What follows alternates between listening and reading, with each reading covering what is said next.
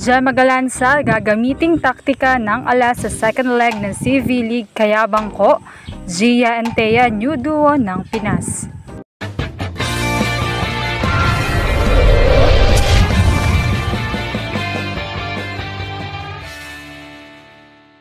What's up, Volleyball Nation? Welcome back to my YouTube channel. Narito ako para magbigay sa inyo ng updates tungkol sa mundo ng volleyball.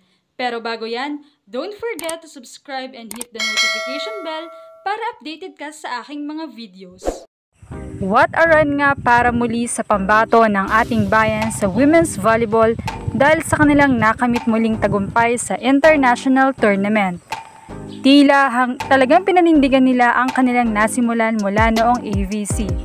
Nakamit nga nila muli ang bronze medal para sa first leg ng CV League kung saan ay tinalo nila ang Indonesia in 4 sets. Bagaman hindi nila natalo ang powerhouse teams kagaya ng Thailand and Vietnam, ay nagbigay sila ng kanilang best sa mga laban na ito.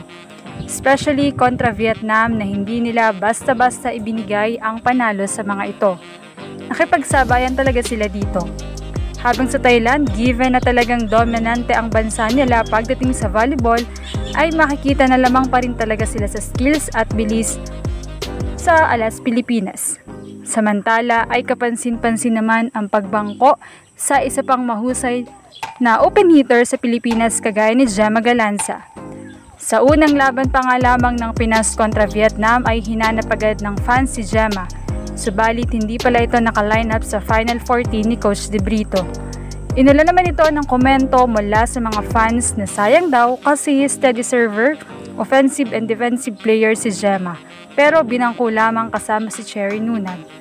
Sana raw pala hindi na lang kinuha para sa national team at naglaro na lamang ito sa cream line. Gemma can be a key too lalo na kung hindi effective ang ibang open hitters.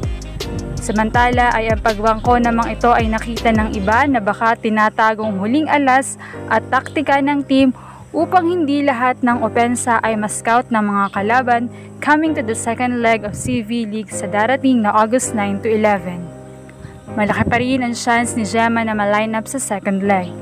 According to De Brito ay hindi naman injury ang dahilan ng pagbangko o hindi pag-line up kay Gemma at Nunag. Talagang 14 lamang ang kailangang ma-line up. Well, let's expect na makikita natin si Gemma on court at makakatulong din siya sa team. Meanwhile, what a run again for the captain of the Alas Pilipinas women's team, Gia de Guzman, as she bagged the Best Setter Award for the first leg of CV League. And also the 3-time Best Middle Blocker of UAAP, Thea Gagate, kung saan siya rin ang nakasungkit ng Best Middle Blocker Award sa CV League ng first leg. Ika nga niya ay ang kanyang first international award. Talagang ibang connection na rin ang nagawa nila ni Gia pagdating sa opensa at for sure sa pagtagal na magkasama sila sa mga ganitong torneo ay mas lalo pang mabubuo ang unstoppable connection nila. Once again, congratulations Alas Pilipinas! Muli, laban Alas, laban Pilipinas sa darating na second leg. Anong masasabi niyo rito? Leave a comment below. Thank you for watching and don't forget to subscribe.